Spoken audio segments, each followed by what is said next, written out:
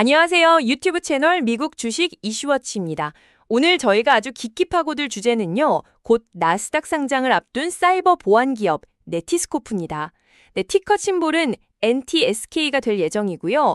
이게 클라우드 보안, 특히 요즘 뭐랄까 가장 핫한 분야죠.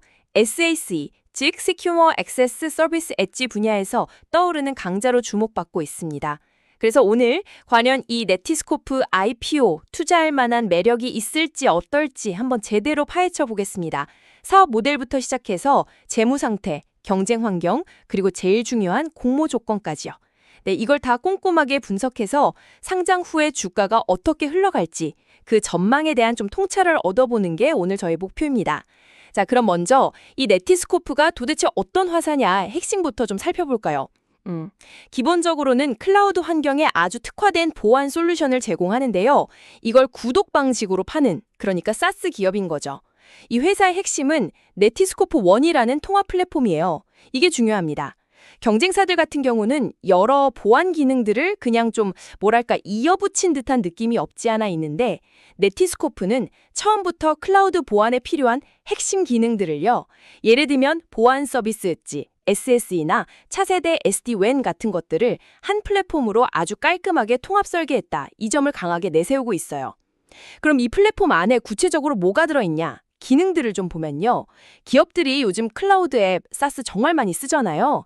이런 앱 접근을 안전하게 관리하고 통제하는 CASB 기능, 그리고 위험한 웹사이트 접속을 막아주는 SWG, 또 아무도 믿지 않는다는 제로 트러스트 원칙 아시죠? 이걸 기반으로 네트워크 접근을 관리하는 ZTNA, 그리고 정말 중요한 거, 기업의 아주 민감한 데이터가 외부로 유출되지 않도록 막는 DLP, 데이터 손실 방지 기능까지. 진짜 요즘 취업 환경에 꼭 필요한 핵심 보안 기능들은 다 담겨 있다고 보시면 됩니다. 그렇죠. 플랫폼 자체는 좋아 보이네요. 통합 설계라는 점도 매력적이고요. 네. 게다가 자체 개발한 제로 트러스트 엔진이라는 거랑 전 세계에 직접 구축한 뉴엣지라는 프라이빗 클라우드 네트워크를 통해서 굉장히 빠르고 정교한 보안 정책 구현이 가능하다. 이렇게 강조하고 있습니다. 그리고 이미 포춘 100대 기업 중 30% 이상을 고객으로 확보했다는 점. 이건 뭐 기술력이 시장에서 어느 정도 검증받고 있다는 증거라고 볼 수 있겠죠? 네. 그 기술적인 강점이나 포춘 100대 기업 고객 확보, 이 부분은 분명히 인상적입니다. 솔루션 자체의 경쟁력은 있어 보여요. 저도 인정합니다. 하지만 글쎄요, 이 시장이요, 정말 만만치가 않습니다. 절대 만만하게 볼 시장이 아니에요. 이미 Zscaler나 팔로알토 네트워크스 같은 사스 시장의 거의 절대 강자들이 떡하니 버티고 있잖아요. 거기다 시스코나 크라우드 스트라이크 같은 전통적인 IT 거대 기업들도 이 시장을 계속 넘보고 있고요. 이들은 다들 아시다시피 이미 막강한 브랜드 파워, 탄탄한 영업망, 그리고 엄청난 자금력까지 갖춘 공룡들이거든요. 아, 경쟁이 치열하다는 건 당연히 알고 있죠. 네. 네스코프가 미국 정부 기본 납품 기준인 페드램프 인증을 받은 건 긍정적인 소식이긴 합니다. 신뢰도를 높이는 데는 도움이 되겠죠. 하지만 이것만으로 이 거대 경쟁사들과의 싸움에서 확실한 우위를 점하기는 제 생각엔 좀 어려워 보입니다. 물론 기술적인 차별점을 계속 강조하고는 있지만 경쟁사들도 가만히 있지는 않거든요. 막대한 R&D 투자를 하거나 아니면 M&A를 통해서 그 기술 격차를 아주 빠르게 따라올 수 있습니다. 그렇죠.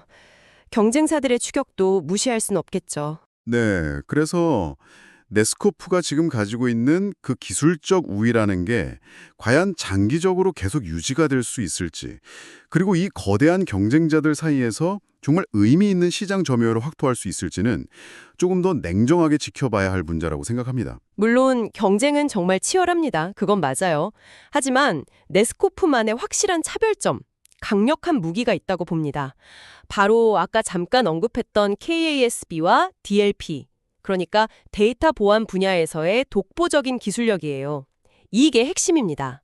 저희가 조사한 바에 따르면 경쟁사들 같은 경우는 이 분야의 기능이 조금 제한적이거나 아니면 중요 데이터를 보호하려다가 오히려 정상적인 업무까지 막아버리는 소위 오탐, 폴스 포지티브 문제가 좀 있다는 평가가 있더라고요. 오탄 문제요. 네. 그럴 수 있죠. 근데 이게 왜 지금 시점에서 특히 중요하냐면요. 요즘 뭐 챗GPT 같은 생성형 AI다 뭐다 해서 기업 데이터가 클라우드 서비스 여기저기 막 흩어져 있잖아요. 이런 상황에서는 데이터 유출이나 혹은 뭐 지적재산권 도난 같은 위험이 예전보다 훨씬 커졌거든요. 맞아요. 데이터 보안 중요성이 점점 더 커지고 있죠. 바로 그겁니다. 네스코프는 바로 이 지점, 즉 데이터 보호라는 요즘 기업들의 가장 큰 골칫거리를 효과적으로 해결해 줄 수 있는 핵심 역량을 가졌다는 점에서 아주 강력한 경쟁 우위를 갖는다고 볼 수 있는 거죠. 이건 단순한 기능 우위를 넘어서서 시대적인 요구에 딱 부응하는 전략적인 포지셔닝이라고 저는 생각합니다. 데이터 보안에서의 강점. 네, 분명 중요합니다. 요즘 같은 시대에는 더욱 그렇고요. 그 부분은 동의합니다. 하지만 그 강점 하나만으로 사세 시장 전체를 장악할 수 있을지는 저는 좀 의문이 듭니다. 경쟁사들이 그 데이터 보안의 중요성을 왜 모르겠습니까? 당연히 알죠. 그들도 막대한 자금력을 동원해서 관련 기술 기업을 그냥 통째로 인수해버릴 수도 있고요. 아니면 자체 개발 역량을 집중해서 생각보다 금방 따라올 수도 있습니다. M&A 가능성도 있겠군요. 그렇죠. 기술 우위라는 게 뭐랄까 영원한 건 아니니까요. 언제든 뒤집힐 수 있는 거죠.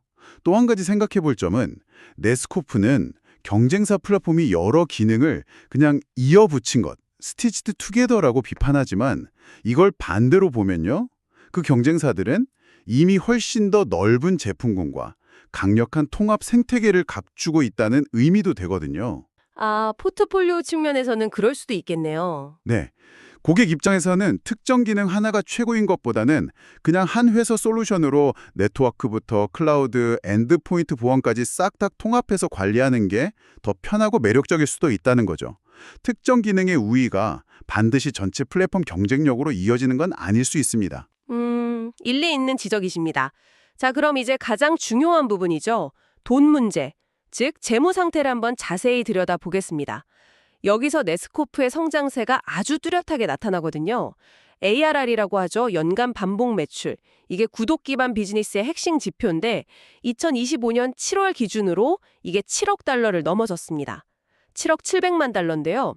전년 대비 무려 33%나 성장한 수치입니다. 33%면 상당히 높은 성장률이네요. 그렇죠. 그리고 지난 12개월간의 실제 매출, TTM이라고 부르는 이 매출도 6억 달러를 넘어서면서 6억 1,600만 달러.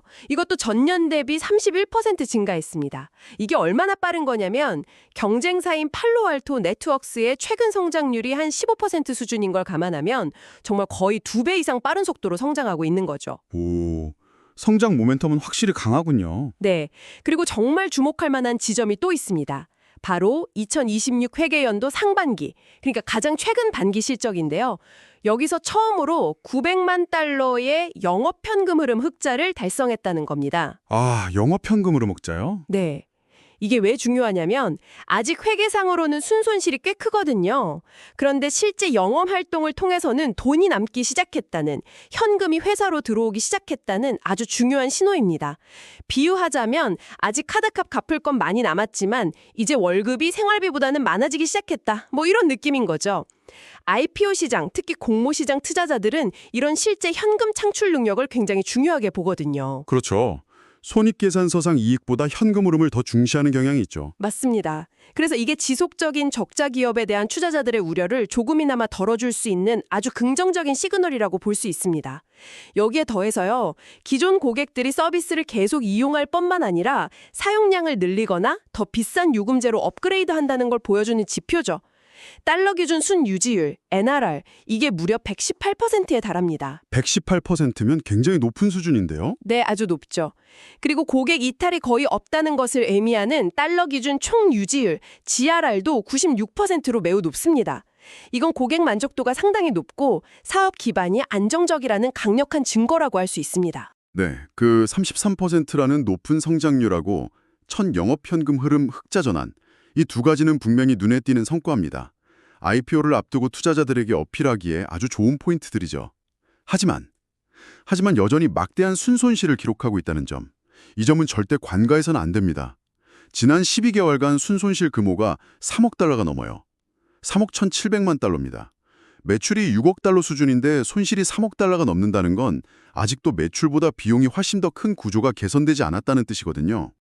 손실 규모가 아직 크긴 크죠. 네, 영업현금 흐름이 흑자로 돌아선 건 물론 긍정적인 첫걸음입니다만 회계상 이익, 즉 순이익을 내기까지는 아직도 갈 길이 꽤 멀어 보입니다. 수익성을 아주 중요하게 생각하는 투자자들에게는 이 부분이 분명히 부담스러운 요인이 될 겁니다. 그리고 또 하나 지적하고 싶은 게 있습니다. 직원 한 명당 벌어들이는 매출, 즉 인당 매출인데요. 이게 약 21만 달러 수준이라고 나와 있어요. 네, 그 지표가 좀 낮다는 얘기가 있죠. 네, 이게 어느 정도냐면요. 동종업계의 다른 상장 기업들 평균하고 비교해보면 절반 정도밖에 안 되는 수준입니다. 상당히 낮은 거죠. 물론 회사 측에서는 전체 인력의 절반 이상이 R&D 인력이기 때문에 그렇다, 미래를 위한 투자다, 이렇게 설명을 하고는 있습니다만 그렇죠. R&D 투자 비중이 높죠. 네. 하지만 장기적인 운영 효율성 측면에서는 여전히 물음표가 붙을 수밖에 없습니다. 그 많은 R&D 투자가 과연 정말 효과적인 성과로 이어지고 있는 건지, 그리고 앞으로 수익성을 어떻게 개선해 나갈 것인지에 대한 좀 더 명확한 로드맵이나 답변이 필요해 보입니다. 그 낮은 지분당 매출을 꼭 비효율의 증거로만 볼 필요는 없을 것 같아요. 저는 오히려 다르게 해석할 여지도 있다고 봅니다. 말씀하신 대로 인력의 절반 이상을 R&D에 투입한다는 건 그만큼 이 회사가 기술 혁신과 미래 경쟁력 확보에 거의 사활을 걸고 있다는 강력한 방증이거든요. 뭐 그렇게 볼 수도 있겠죠. 미래를 위한 투자라고. 네. 특히 사이버 보안처럼 기술 변화가 정말 눈 깜짝할 사이에 일어나는 분야에서는 이런 선제적인 R&D 투자가 어떻게 보면 필수적입니다. 미래를 담보하는 거죠. 그리고 앞서 말씀드렸듯이 영업현금 흐름이 흑자로 전환됐다는 건 바로 이러한 투자가 이제 슬슬 가시적인 결실을 보기 시작했다는 긍정적인 신호로 해석할 수도 있고요. 그래서 단기적인 효율성 지표보다는 장기적인 성장 잠재력, 그리고 기술 리더십 유지 가능성에 좀 더 주목해야 할 시점이 아닌가 저는 그렇게 생각합니다. 자, 그럼 이제 주요 지표들을 한번 간단하게 정리해 볼까요? 기억하기 쉽게. 연간 반복 매출 ARR은 2025년 7월 기준으로 7억 700만 달러, 전년 대비 성장률은 33%, 지난 12개월 매출 TTM은 6억 1,600만 달러, 이것도 31% 성장했고요. 네, 성장률은 인상적이죠. 하지만 최근 6개월간 순손실은 1억 7천만 달러, 12개월 기준으로는 3억 1,700만 달러, 여전히 적자 상태입니다. 그렇지만 최근 6개월간 영업현금 흐름은 900만 달러 흑자로 돌아섰다는 점. 네, 그건 긍정적인 변화고요. 총 고객 수는 4,300개가 넘고 이 중 포춘 100대 기업이 30% 이상 포함되어 있고요. 순 유지율 NRR은 118%, 총 유지율 GRR은 96%, 고객 충성도가 아주 높습니다. 네, 유지율은 정말 좋네요. 다만 직원당 매출은 약 21만 달러로 동종업계 평균보다는 낮은 수준이라는 점.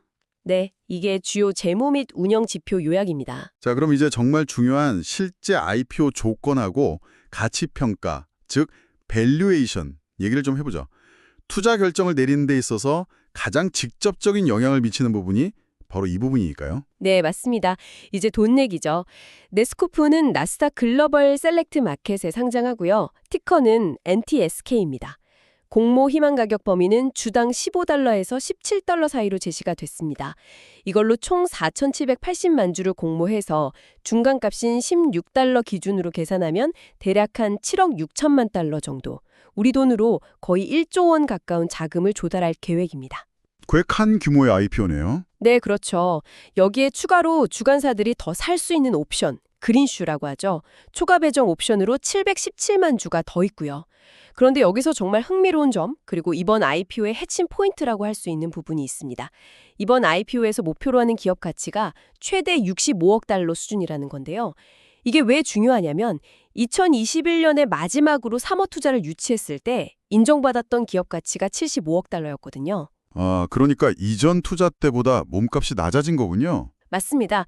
소위 말하는 다운라운드 IPO인 거죠. 기업 가치가 이전보다 낮아진 상태에서 상장을 하는 겁니다. 다운라운드라. 보통은 긍정적인 신호는 아닌데요. 네, 일반적으로는 그렇게 생각할 수 있죠. 하지만 저는 이걸 오히려 굉장히 영리하고 전략적인 움직임이라고 봅니다. 왜냐하면 의도적으로 공모가를 시장 기대치보다 좀 낮게 설정해서 상장 첫날 주가가 확 오르는 이른바 팝 향상을 유도하려는 의도가 깔려 있다고 보거든요. 초기 투자자들한테는 아주 매력적인 진입 가격을 제공하는 셈이죠. 상장 첫날 흥행을 노리는 전략이다. 그렇죠. 요즘같이 IPO 시장 분위기가 좀 불안정할 때는 이런 전략이 오히려 더 효과적일 수 있습니다.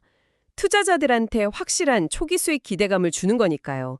게다가 이번 IPO의 공동 주관사를 보세요.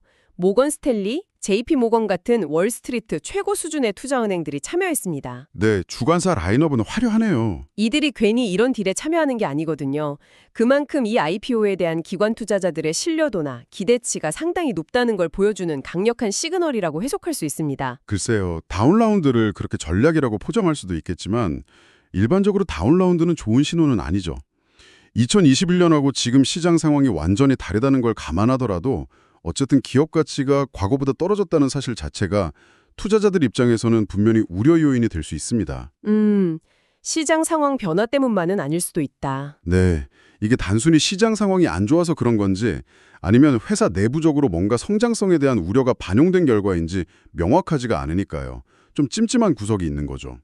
그리고 최고 수준의 주관사들이 참여한 건 물론 긍정적인 부분입니다만 그들의 최우선 목표는 IPO 자체를 성공적으로 완수하는 것이지 공모가 이상으로 주가가 계속 오를 것을 보장하는 건 아니잖아요. 그렇죠. 주가 보장은 아니죠. 네.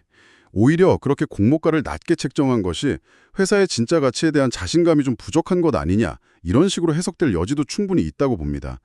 전력적 저가 공모라는 말에 좀 방어적으로 들릴 수도 있고요. 물론 그런 해석도 가능합니다. 하지만 저는 그 다운라운드라는 사실 자체보다는 현재 시장에서 동종 기업들과 비교했을 때 이 공모가가 과연 어느 정도 수준인지 그 밸류에이션 비교에 훨씬 더 주목해야 한다고 생각합니다. 이게 핵심이거든요.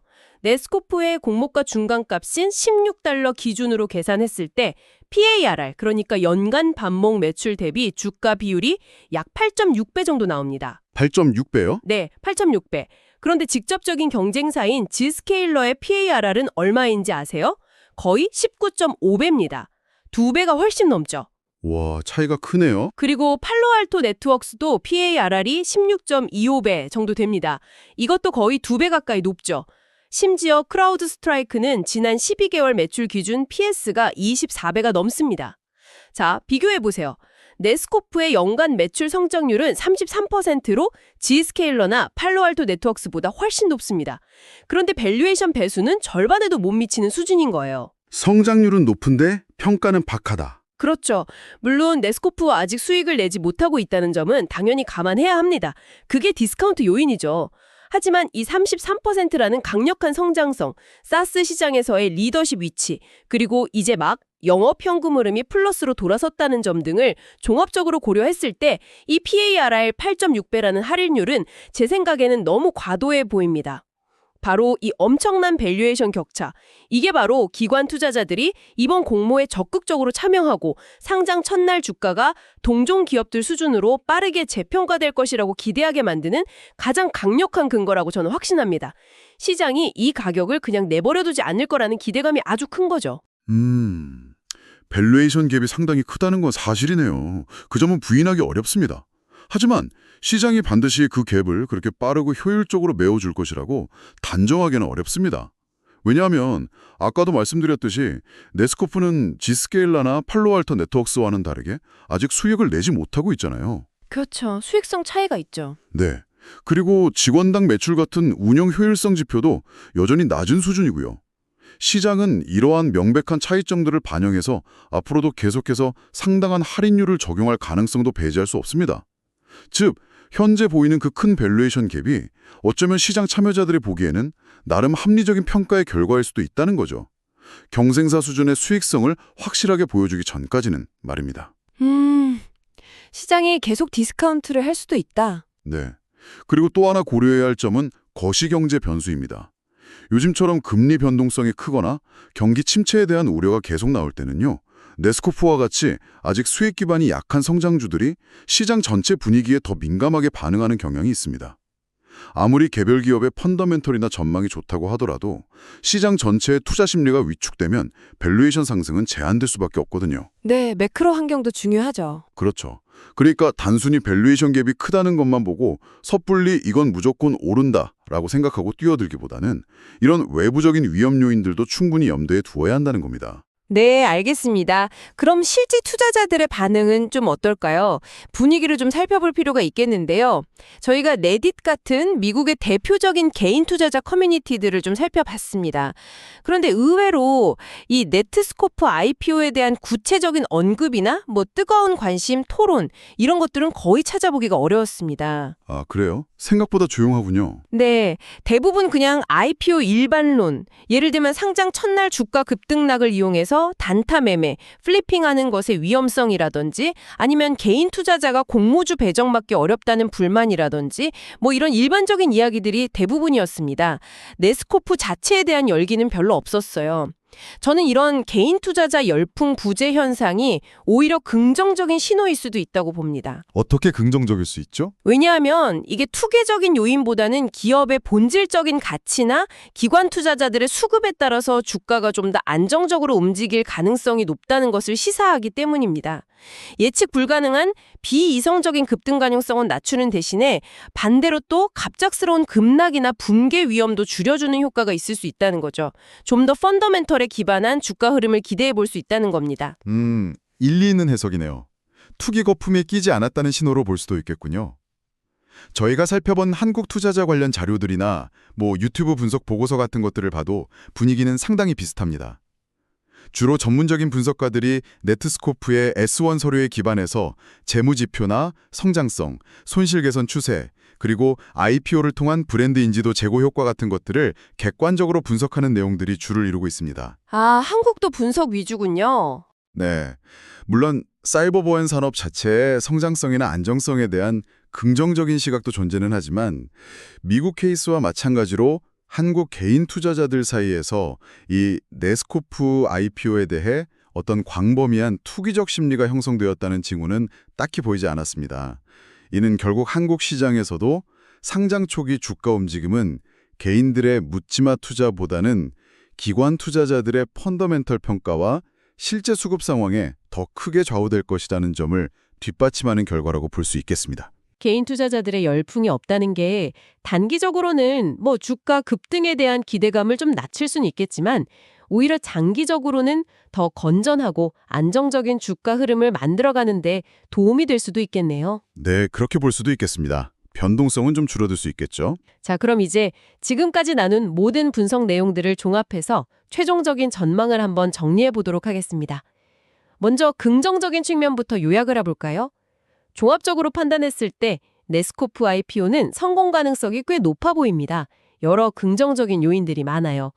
가장 강력한 요인은 역시 앞서 계속 강조했던 동종기업 대비 현저히 낮은, 어떻게 보면 의도적으로 낮게 책정된 공모 가격입니다.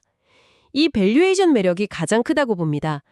연 33%라는 높은 성장률을 보여주는 SaaS 시장의 리더 기업에게 PAR 8.6배라는 가격은 분명히 매력적으로 보일 수밖에 없거든요. 그렇죠. 가격 메리트는 분명히 있죠. 여기에 더해서 포춘 100대 기업 다수를 포함한 탄탄한 고객 기반, 118%에 달하는 높은 고객 유지율 NRR, 그리고 막 플러스로 돌아선 긍정적인 영업현금 흐름, 모건 스탠리와 JP 모건 같은 최고 수준의 주관사 참여, 마지막으로 사스 시장 자체의 높은 성장성까지. 이런 긍정적인 요인들이 복합적으로 작용해서 공모 물량에 대한 기관들의 초과 청약 가능성이 높고, 이는 결국 상장 첫날 강한 주가 상승, 즉 팝으로 이어질 가능성이 매우 높다고 저희는 판단합니다. 첫날 팝 가능성은 높게 보시는군요. 네, 구체적으로 저희는 계장가가 공모가 상단인 17달러 대비해서 대략 30%에서 47% 정도 상승한 주당 22달러에서 25달러 사이에서 형성될 가능성이 높다고 예측합니다. 이 정도 가격대가 되면 PER 배수가 한 13배에서 15배 수준이 되는데, 이게 동종 기업들과 비교했을 때 어느 정도 합리적인 수준으로 밸류에이션 갭을 메우는 과정이라고 보는 거죠. 또한 180일 동안 초기 투자자들이나 직원들 물량이 시장에 나오지 못하도록 묶어두는 보호예수 기간 설정도 상장 직후의 주가 안정에는 긍정적인 요인이 될 것입니다. 초기 대규모 매도 물량 출회에 대한 우려를 덜어주니까요. 네, 긍정적인 요인들을 잘 정리해 주셨습니다. 하지만 물론 위험 요인들도 명확하게 인지하고 있어야겠죠. 동전의 양면과 같으니까요. 우선 이전 투자 유치 때보다 낮은 가치로 상장하는 다운 라운드라는 꼬리표. 이게 아무리 전략적인 선택이라고 포장을 해도 여전히 좀 찜찜한 부분으로 남는 것은 사실입니다. 뭔가 이유가 있지 않을까 하는 의구심을 완전히 떨치기는 어렵죠. 네, 그 부분은 계속 언급되는 리스크죠. 그리고 지속되고 있는 대규모 순손실과 상대적으로 낮은 직원당 매출 같은 운영 효율성 지표, 이것들은 장기적인 수익성 확보와 운영 능력에 대한 의문을 계속 남깁니다. 언제쯤 확실한 턴어라운드를 보여줄 수 있을지 지켜봐야 하고요. 또 말씀드렸듯이 정말 치열한 경쟁 환경 속에서 현재의 기술적 우위를 계속 유지하고 나아가 시장 점유율을 의미 있게 확대해 나가야 하는 아주 어려운 과제도 안고 있습니다. 경쟁사들의 반격도 만만치 않을 거고요. 그렇죠. 경쟁은 계속 심화되겠죠. 마지막으로 금리 변동성이나 경기 침체 가능성 같은 거시경제적인 불확실성. 이건 네스코프 개별 기업의 노력과는 상관없이 언제든지 시장 전체의 투자 심리를 급격하게 위축시켜서 네스코프와 같은 성장주에 부정적인 영향을 미칠 수 있는 통제 불가능한 변수입니다. 네, 매크로 리스크는 항상 존재하죠. 따라서 결론적으로 상장 첫날 펍이 발생할 가능성은 저도 높다고 봅니다.